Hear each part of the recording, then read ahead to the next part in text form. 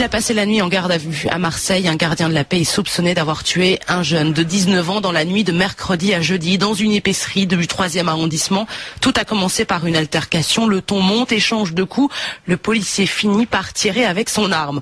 Au moment de son interpellation, un peu plus tard, le fonctionnaire était en état d'ivresse. 1,28 g d'alcool. L'enquête est confiée à la police des polices.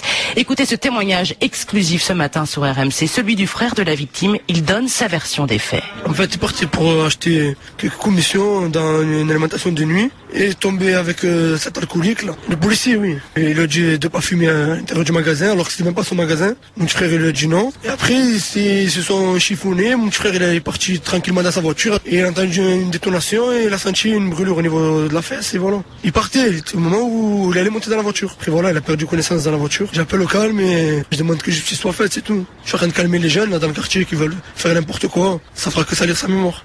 Le fonctionnaire, lui, parle d'un accident. Le coup serait parti tout seul. L'enquête devra le déterminer.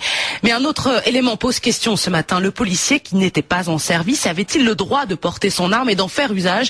Écoutez ce qu'en pense Alphonse Giovannini, délégué SGP Police dans les Bouches-du-Rhône. Je rappellerai qu'une chose, c'est qu'un fonctionnaire de police qui soit en service ou hors service, quand il y a un crime ou un délit, il se doit d'intervenir.